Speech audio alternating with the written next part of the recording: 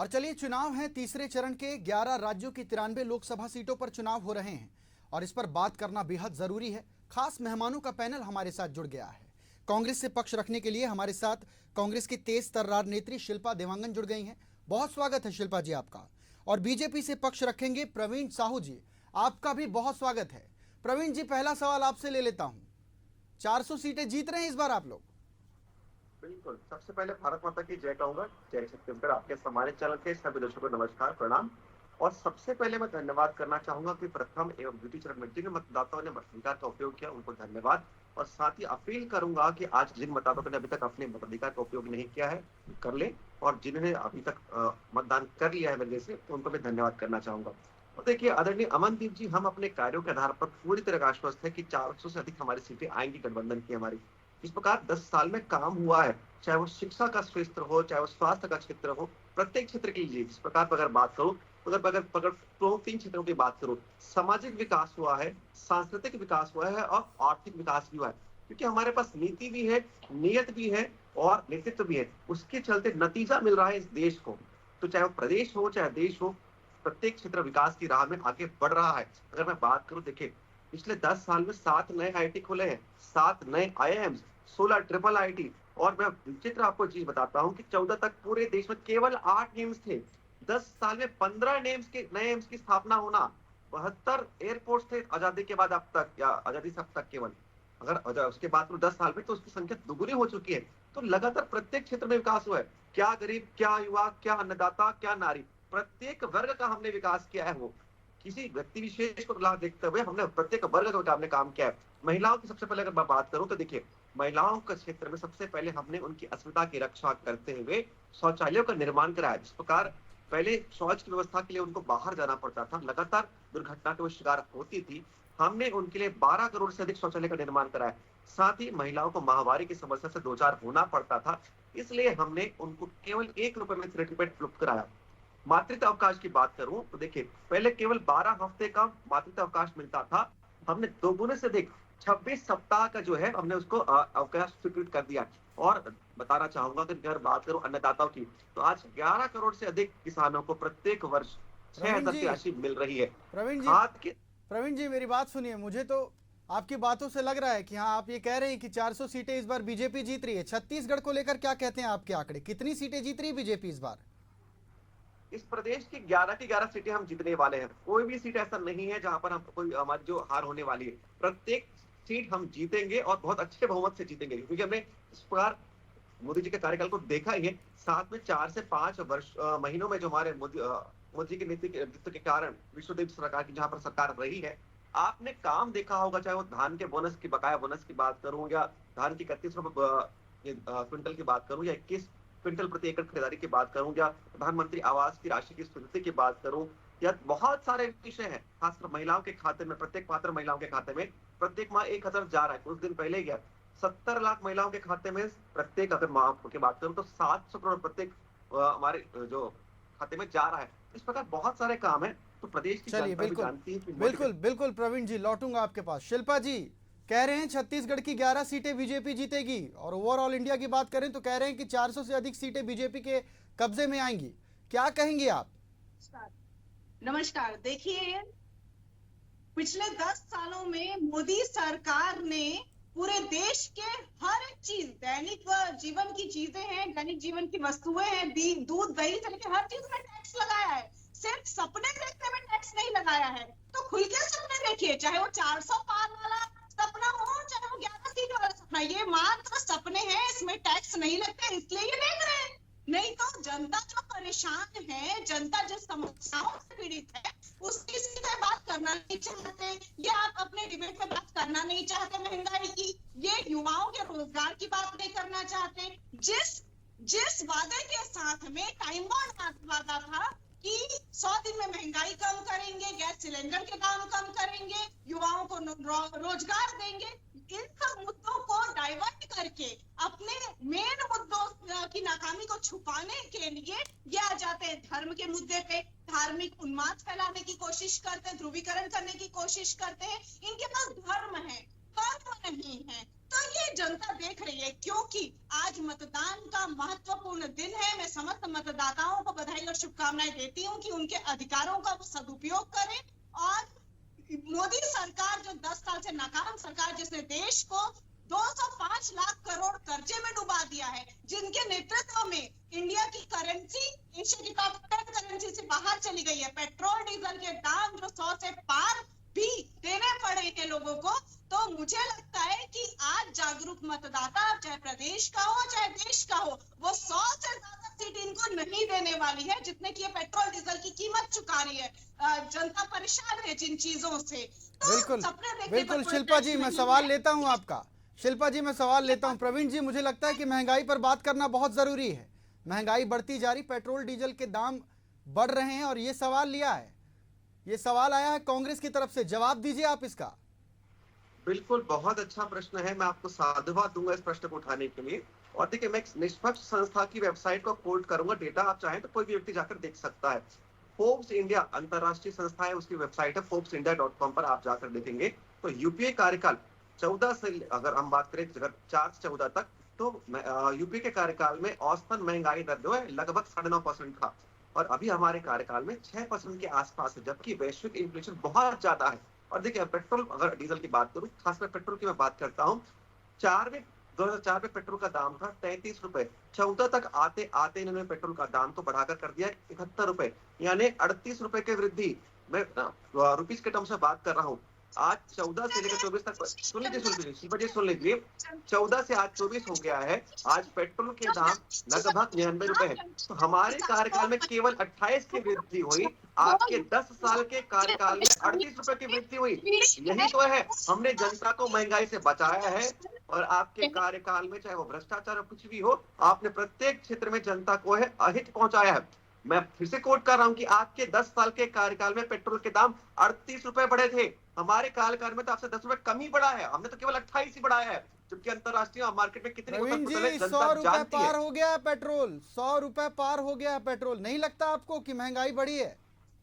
अमनदीप जी, मैं फिर से वही कोट कर रहा हूँ, इनके 4 के कार्यकाल में अगर हम बात करें तो डाटा में ऑथेंटिक डाटा कोट कर रहा हूँ, 33 रुपए पेट्रोल का दाम था। 14 तक जब इनकी सरकार गई तब पेट्रोल के दाम 71 रुपए थे, यानी 38 रुपए की वृद्धि। चलिए, आपके आंकड़े में 99 कह रहा हूँ, 100 कह रहे हैं, मैं 100 मान लेता हूँ। यदि 100 रुपए भी है तो भी अगर मैं बात करूं तो 28 जगह 29 रुपए की वृद्धि हुई है। तो उनके कार्यकाल में 38 की वृद्धि, हमारे काल में चलिए मोटा मोटा मान लो 30 की वृद्धि, तो हमारे कार्यकाल में तो इनसे महंगाई कम ही है। बिल्कुल बिल्कुल प्रवीण जी, आपको ऐसा लग रहा है कि महंगाई कम है। खैर ठीक है, लोकसभा चुनाव में महंगाई की बात तो होनी ही चाहिए। आपके पास शिल्पा जी वापस लौटूंगा, कितने आश्वस्त हैं आप प्रवीण जी के जवाब से? देखिए, प्रवीण जी के जवाब को जनता सुन रही है। जनता माफ नहीं करेगी कि ये महंगाई पर भी कुतर्क दे रहे हैं। आज जमीनी स्तर पर, चाहे वो मजदूर हो, श्रमिक हो, किसान हो, अपनी किसानी करके पेट्रोल डीजल का उपयोग कर रहे हैं। युवा एक साथ और आपके जाने कार्यकाल के और हमारे पेट्रोल डीजल का उपयोग कर रहे हैं, अपनी समस्याओं को बता रहे हैं और हल करने के बजाय चैनल पे बैठ के प्रवीण जी कुतर्क दे रहे हैं कि महंगाई अच्छी है भैया। तो ये जनता मान लेगी क्या? आपके कुछ भी बोल देने से जनता मान लेगी क्या? जनता देख रही है और अपने मताधिकार का सदुपयोग करेगी। जनता मोदी सरकार के खिलाफ वोट करके अपने मताधिकार का सदुपयोग करेगी। दूसरी बात यह है कि मोदी की गारंटी की हवा निकल गई है, केवल हवाबाजी करते आए हैं। इनके पितृ संगठन आरएसएस ने भी ये सर्वे रिपोर्ट बताया है कि मोदी की गारंटी या मोदी के नाम पर, मोदी की लहर की कोई बात नहीं है, मोदी के नाम पर अब कोई वोट नहीं मिलेगी। इसलिए क्योंकि विश्व में पहली ऐसी मोदी सरकार है जिसने किसानों को रोकने के लिए अश्रु गैस के गोले छुड़वाए हैं, बड़ी निर्दयता से सड़क में कील ठोकवाए हैं। आज महिलाओं की बात करते हैं, महिलाओं में आरक्षण बिल तो आपने पास कर दिया परंतु लागू नहीं किया। इससे महिलाएं बहुत पीड़ित है और ठगा सा महसूस कर रही है। छत्तीसगढ़ में महतारी वंदन योजना में 2 महीने का आपने राशि नहीं आवंटन किया, इससे महिलाएं ठगा सा महसूस कर रही है। किसान जो है, किसान आक्रोशित है, आंदोलित है, मजदूर आक्रोशित है और भूमिहीन मजदूरों को जो बेनिफिट देती थी भूपेश सरकार, उसको आपने बंद कर दिया। महिलाओं को स्वावलंबी बना दिया। शिल्पा जी, प्रवीण जी कुछ कह रहे हैं, सुन लेते हैं, उनको भी सुन लेते हैं। कह लीजिए प्रवीण जी। देखिए, किसानों का विषय आपने अच्छा उठाया है। आप पिछले चुनाव की तुलना कर लीजिए, हमने कहा था कि किसानों को हम वार्षिक 6,000 की राशि देंगे। राहुल गांधी जी ने क्या कहा था कि प्रत्येक किसान को प्रत्येक माह 6,000 देंगे, यानी 12 महीने की अगर बात कर लीजिए, आप देखते कि आपने कितनी बड़ी राशि की बात की थी। 12 छक्के 72 होता है, आपने 72,000 की बात की थी, हमने साल के केवल 6,000 की बात की थी। तो भी जनता ने जाना कि कौन सा व्यक्ति है जो राशि कम बोल रहा है लेकिन दे सकता है, तो वो मोदी जी थे। इसलिए जनता ने विश्वास किया। और रही बात, देखिए महिलाओं की आप बात कर रहे हैं, प्रदेश की जनता के पिछले 5 साल में आप क्या स्थिति आप जानते हैं। महिलाओं को अपने बाल मुंडवाने के लिए स्थिति आ चुकी थी, कितने महिलाओं ने अनशन करके अपने बाल मुंडवाए थे। और रही बात, देखिए मोदी जी के कारण आज शौचालय के माध्यम से महिलाओं की स्थिति बच रही है। चाहे वो देश हो, चाहे किसी भी क्षेत्र में आप देख लीजिएगा, हमारे भारत के अंचल में 1 रुपए में सैनिटरी पैड्स उपलब्ध है। लेकिन प्रवीण आपके जी, कार्यकाल में प्रवीण जी, महिलाओं की महतारी स्वास्थ्य वंदन व्यवस्था- योजना, महतारी वंदन योजना विधानसभा चुनाव से पहले बीजेपी के मैनिफेस्टो में शामिल थी। आप लोगों ने लागू भी किया, महिलाओं के खाते में पैसे भी ट्रांसफर किए। लोकसभा चुनाव में असर पड़ेगा इसका, कितना मानते हैं आप इसे? देखिए, सबसे पहली बात तो मैं थोड़ा सा आपको पृष्ठभूमि दिखाता हूँ। हमने महिलाओं को कहा था कि प्रत्येक जो है पात्र महिला के खाते में साल के 12,000 देंगे। इन्होंने नहले पर दहला फेंकने का प्रयास किया था। इन्होंने कहा था कि 12 नहीं, हम 15,000 देंगे। लेकिन जनता जानती है, चाहे वो प्रदेश की जनता हो या देश की जनता हो, कि कोई काम कर सकती है तो केवल भारतीय जनता पार्टी की सरकार कर सकती है। इसलिए पुनः 15,000 के छलावे को नकारते हुए हमको इन्हें सत्ता सौंपी, क्योंकि हम सत्ता को सेवा का अवसर समझते हैं। और जिस प्रकार से महिलाओं के खाते में 1,000 रुपए जा रहा है, जनता जानती है कि जो हमने कहा वो करके दिखाया। चाहे किसानों को बकाया बोनस देने की बात कहो, या 31 रुपए में धान खरीदने की बात कहो, या प्रधानमंत्री आवास की राशि स्वीकृत करने की बात हो, या 5500 रुपए प्रति जो हमारे तेंदुपत्ता की संग्रह दर की बात करो, बहुत सारे लगभग हमारे आधे वादे तो पूरे हो गए। हमने कहा था कि हम 2 साल के भीतर 1 लाख रिक्त सरकारी पदों को भरेंगे। हमने अधिसूचना निकाल दी, चुनाव के बाद लगभग 34,000 रिक्त पद भी भर्ती हो जाएंगे, और चुनाव के पहले ही हो चुका है। तो हमारे आधे से अधिक वादे तो हमारे पूरे हो ही चुके हैं। तो जनता, इसलिए हमको आश्वस्त है कि जनता हमको आशीर्वाद देगी। जनता जनार्दन होती है, और उस जनार्दन का आशीर्वाद हमको फिर मिलेगा। शिल्पा जी, 97 करोड़ मतदाता हैं इस बार मतदान करने वाले। कितनी करोड़ तो महिलाएं भी होंगी उसमें, आधी से ज्यादा तो महिलाएं हैं इसमें। और आप लोगों ने महालक्ष्मी गारंटी योजना लेकर आए आपने, तो बीजेपी की जो महतारी वंदन योजना और आप लोगों की जो महालक्ष्मी योजना है, टक्कर दे पाएगी? लगता है आप लोगों को कि सरकार बन रही है लोकसभा में आपकी? जी निश्चित रूप से जनता आज भरोसा करती है, जनता तुलनात्मक अध्ययन करती है कि किस तरीके से पूरी हमारे नेता राहुल गांधी जी ने जिस प्रकार से संपूर्ण देश में यात्रा की है, हर एक स्तर पर व्यक्तियों से, चाहे वो महिला हो या कोई भी वर्ग के हो, उनसे पूछताछ करके उनकी समस्याओं का हल निकालने की कोशिश की। इसी के बलबूते पर 5 न्याय और 25 गारंटियों की हमने बात की है, जो जनता से जुड़े हुए मुद्दे, इनके जैसे लहाबाजी हमने नहीं की है। तो निश्चित रूप से पूरी जांच परख करके अर्थव्यवस्था को ध्यान में रख के 1 लाख रुपए देने का वादा किया। ये संपूर्ण देश की जनता जानती है। महिलाओं की जब भी बात होती है, आज मणिपुर की घटना आप देख लीजिए, किस प्रकार से पूरे देश में इसका प्रभाव पड़ा है। पूरे देश की महिलाएं जागरूक हुई है। रेवन्ना, जो जिनको बीजेपी का संरक्षण मिला है, वो एक यौन शोषण, यौन उत्पीड़न का आरोपी है। क्या महिलाएं नहीं देख रही है? आज सोशल मीडिया का जमाना है, किस तरीके से मोदी जी एक दोषी महिलाओं की बात आई है। शिल्पा जी, राधिका खेड़ा विवाद के बारे में पता होगा आपको, उन्होंने दीपक बैज से भी मुलाकात की थी, कांग्रेस के बड़े नेताओं से मुलाकात की थी, न्याय की बात उन्होंने कही थी। और इसके बाद दीपक बैज का जब बयान सामने आता है तो वो कहते हैं कि प्रेस कॉन्फ्रेंस को लेकर विवाद हुआ था। तो मुझे नहीं लगता कि कांग्रेस काफ़ी मुश्किलों में खड़ी है। आपने देखो, राधिका खेड़ा राष्ट्रीय प्रवक्ता थी, सुशील आनंद शुक्ला भी कद्दावर नेता हैं कांग्रेस के।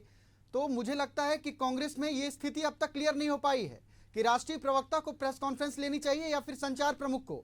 और इसी बात को लेकर दोनों के बीच विवाद होता है। और 22 साल पुराना नाता राधिका खेड़ा ने तोड़ दिया, और उन्होंने गंभीर आरोप लगाए कि मैं राम मंदिर दर्शन करने के लिए गई हुई थी, और इसी से कांग्रेसियों को परेशानी है। इस पर आप क्या कहेंगे, क्योंकि बात महिलाओं की हुई है? देखिए, आज के दिनांक में स्थिति स्पष्ट हो गई है, क्योंकि राधिका खेड़ा को बीजेपी में जाना था, इसलिए बीजेपी का लिखा हुआ स्क्रिप्ट वो अपना रही थी। आज ये स्थिति क्लियर हो गई है, कल तक नहीं थी क्लियर, आज क्लियर हो गई है। वो महिला कार्ड खेल रही है, वो विक्टर कार्ड खेल रही थी, ये भी स्थिति स्पष्ट हो गई है। रही राम मंदिर, शिल्पा जी महिला आप भी हैं। शिल्पा जी महिला आप भी हैं। आप ये कह रही हैं कि वो महिला कार्ड खेल रही हैं? जी, मैं तो बोल रही हूँ ना, वो तो विक्टिम कार्ड महिला कार्ड खेल रही थी क्योंकि उनको बीजेपी में जाना था, बीजेपी स्क्रिप्ट तैयार करके दे रही थी और आज वो बीजेपी में शामिल हो गई है, स्पष्ट है। चलिए प्रवीण जी कह दीजिए, आप कुछ कह रहे हैं। देखिए, ये विक्टिम कार्ड की बात करें, महिला कार्ड की बात करें, और देखिए बड़े दुर्भाग्यजनक ये कि खुद महिला है लेकिन महिला की अस्मिता की रक्षा की बात नहीं कर रहे हैं। मैं छोटा सा बात कहना चाहूंगा। जिस प्रकार दीपक बैज ने स्वीकारा कि यहाँ पर बहस हुआ था, चाहे वो सुशील आनंद शुक्ला जी के बीच हो, चाहे वो राधिका जी के बीच हो, खेड़ा जी के बीच हो, तो बहस तो हुआ था, शारीरिक तौर पर ये चीजें स्वीकार कर ली है, लेकिन उस बहस को लेकर कभी किसी ने प्रयास नहीं किया कि बहस में क्यों बहस हुई थी, कैसे उसका हम समाधान कर सकते हैं। प्रभु श्री राम के ननिहाल इस प्रकार महिलाओं का अपमान होता है और उसका आज तक कोई अगर निराकरण नहीं हुआ तो निश्चित रूप से जनता जानती है कि लगातार महिलाओं की उपेक्षा, चाहे वो प्रदेश हो, देश हो, कोई करती है तो कांग्रेस पार्टी करती है। जिस पार्टी के कार्यकाल में अगर बात करूं, सामान्य महिला तो छोड़िए, विधायक छन्नी साहू थी, उन पर चाकू से हमला होता है। अमनदीप जी, अनिता योगेश शर्मा ने एक मंच से कह दिया था कि वो हिंदू राष्ट्र की जो है समर्थन करती है, जैसे ही कहा जाता है उनका टिकट काट दिया जाता है। छन्नी साहब प्रखरता से प्रत्येक पटल पर अपने पार्टी के खिलाफ बोलते रहे क्योंकि हमको ये सुधार करना है। और तो शकुंतला साहू सबसे अधिक सर्वाधिक जवाब दीजिए, बीजेपी में आ रही है क्या प्रवीण जी? राधिका खेड़ा को बीजेपी में शामिल करवा रहे हैं क्या आप लोग? बता दीजिए सबसे पहले। अमनदीप जी आज सम्मिलित हो चुकी है क्योंकि उनको मालूम है कि अगर महिलाओं की सुरक्षा कोई है तो केवल भारतीय जनता पार्टी कर सकती है। जिस प्रकार हमने महिलाओं के सबसे मूलभूत सुविधा, शौच की व्यवस्था से लेकर उनके उच्च शिक्षा के लिए सोचा है, तो प्रत्येक क्षेत्र में महिलाओं का सम्मान करने वाली कोई पार्टी है। चलिए तो शिल्पा जी, प्रवीण जी, शिल्पा जी कुछ कह रही है, सुन लेते हैं उनको। जी बोलिए। जिस पार्टी में रेवन्ना जैसे, प्रफुल्ल रेवन्ना जैसे लोग को संरक्षण दिया जाता है अपराधियों और बलात्कारियों को, वहाँ महिलाओं का कितना सम्मान होगा? आज राधिका खेड़ा जी को समय के साथ पता चल जाएगा नहीं कि दिया है। कितना सम्मान। उल्टा आदिवासी महिला यदि राष्ट्रपति बनती है तो उनको अब राष्ट्रपत्नी कहते हैं और आज तक उसको खंडन नहीं किया है। तो आपकी आदिवासी, चलिए मुझे लगता है प्रवीण जी, शिल्पा जी, मुझे लगता है और भी विषयों पर बात करनी जरूरी है, ये विषय थोड़ा लंबा हो जा रहा है। कोरबा लोकसभा की बात कर लेते हैं। 3 बार बीजेपी ने प्रत्याशी बदले। सबसे पहले बंसीलाल महतो को वहां से उतारा, उसके बाद आप लोगों ने ज्योतिनंद दुबे को उतारा, तीसरी बार फिर से आप लोगों ने प्रत्याशी बदला, सरोज पांडे को चुनावी मैदान में उतारा है। वहां के जो लोकल कार्यकर्ता उस समय उन्होंने विरोध भी किया था कि बाहरी प्रत्याशी को आखिरकार कोरबा से बीजेपी क्यों उतार रही? जवाब है इसका। देखिए, सुश्री सरोज पांडे जी बहुत अच्छी नेत्री है और केवल प्रदेश नहीं देश की नेत्री है। हमारे भारतीय जनता पार्टी के देश के कोर कमेटी में भी थी, वो महासचिव भी रह चुकी। प्रदेश की बात करूं तो पूर्व राज्यसभा सांसद भी रह चुकी है, तो बाहरी वाला कोई विषय नहीं है। देखिए, जिस प्रकार स्थानीय अगर मैं बात करूं, जिस प्रकार ज्योत्सना महंत जी का वहां के स्थानीय कार्यकर्ता विरोध कर रहे हैं, जनता देख रही है कि जब से ज्योत्सना महंत जी के हाथ में वहां पर सांसद के रूप में सत्ता प्राप्त हुई है, वहां के क्षेत्र में कोई विकास का कार्य नहीं हुआ।